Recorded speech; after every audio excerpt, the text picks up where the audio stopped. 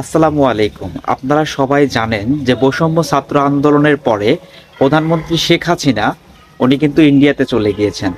5 মাস অতিবাহিত হওয়ার পরে উনি প্রথমবার যুক্তরাষ্ট্র গিয়ে একটি বক্তব্য দিয়েছেন, যে বক্তব্যটি আমি আপনাদের মাঝখানে আজকে নিয়ে এসেছি এবং শোনাবো। এ নিয়ে অনেক বিভ্রান্তি হয়েছে, তবে চলুন যাই আমরা তার বক্তব্যটা শোনার চেষ্টা করি।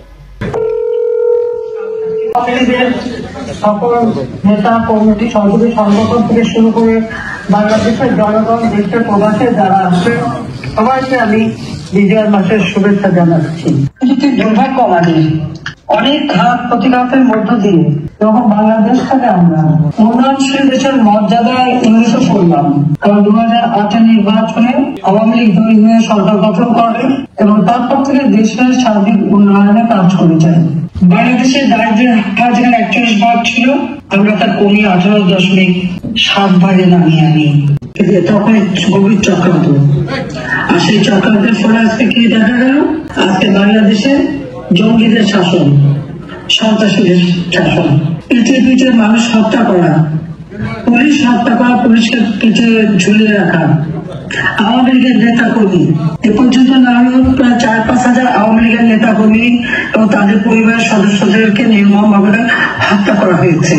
কারণটা কি? হঠাৎ কোটা আন্দোলন। 2018 সালে তো কোটা বাতিল করে দিয়েছিলাম, হাইকোর্ট একটা রায় দিল। সে রায়ের ফলে কি হলো?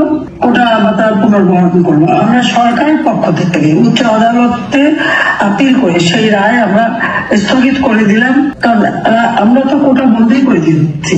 জুলাই মাসের 7 তারিখে ছাত্র ছাত্রীদের আন্দোলন, তাদের কিন্তু পুলিশ কোনো বাধা দেয়নি, তাদের কিন্তু আন্দোলনে কোনো প্রতিবন্ধকতা করেনি।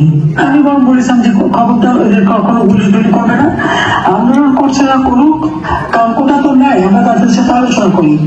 আমি বারবার তাদের ডেকেছি, গণভবনে তারা আসবে না। আমাদের মন্ত্রীরা গেছে, তাদের সাথে কথা বলেছে, সকল দাবি মেনে নেওয়া হয়েছে। আর কোটাও তখন নেয়নি, 11 জুলাই থেকে কোনো কোটা ছিল না। যখন সব দাবি মানা হয়ে গেল, তখন তাদের আসলে এক দফা দাবি, কেন আমাকে ক্ষমতা করতে সরে যেতে হবে। আমি অপরাধটা কি করলাম? আমি কোন কাজটা না করেছি? আজকে তাদের লেখাপড়া, উচ্চশিক্ষা, গবেষণা, সব কর্মসংস্থান, সব ব্যবস্থাই তো করে দিয়েছিলাম। বাংলাদেশের বেকারত্ব মাত্র 3 ভাগ ছিল, থেকে কর্মসংস্থানের সুষ্ঠু ব্যবস্থা আমি করে দিই, যুবকদের ট্রেনিং এর ব্যবস্থা। দেখলাম যে কয়েকজন ছাত্র মারা গেছে, তখন আমার সন্দেহ হলো, কারণ আমি আপনাদের একটা কথা স্পষ্ট বলি, আপনারা একটু খোঁজ করে দেখবেন যে আবু সাইদকে পুলিশ গুলি করলো, আবু সাইদ গুলি খেয়ে মারা গেল। এটা ভিডিও আপনাদের সামনে প্রচার করা হলো, দেশবাসীর সামনে প্রচার করা হলো। কিন্তু সেই আবু সাইদকে যে পুলিশের গুলি খেলো বললো, তাকে কিন্তু হাসপাতালে নিয়েছিল কয়েক ঘন্টা পরে, 2:30টার দিকে, প্রায় 2:30 দিকে গুলিটা হয়। আর তাকে হাসপাতালে নেয় রাত্রি 8টায়। গুলি খাওয়া একজন রোগীকে সাথে সাথে হাসপাতালে নিতে হয়, তার বুলেট বের করতে হয়, তাকে চিকিৎসা করতে হয়, তাকে বাঁচাবার চেষ্টা করা লাগে, কিন্তু তাকে কিন্তু হাসপাতালে নেয় নাই। কেন? কারণটা কি? রহস্যটা কি? কি দুর্ভাগ্যের বিষয়। এরপর একটার পর একটা লাশ পড়তে থাকে, লাশের উপর পাড়াতে ক্ষমতা থাকার তো আমার ইচ্ছা নেই। আমাদের সেই নোবেল সুৎখর ইউনুস তার মেটিকুলাসলি ডিজাইনের একটা অংশ, কারণ তিনি আন্দোলনের ব্যাপারে আপনাদের মনে আছে বিল ক্লিন্টনের অনুষ্ঠানে সে খুব স্পষ্টভাবে বলল যে এই আন্দোলনে কোনো নেতৃত্ব ছিল না, আপনারা দেখেন নাই।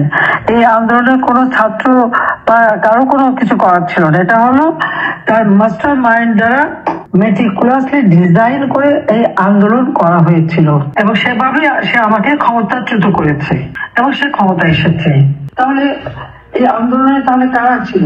এবং এই যে মেটিকুলাসলি ডিজাইন করে যে হত্যাকাণ্ড, তারই একজন সমন্বয়ক অর্থাৎ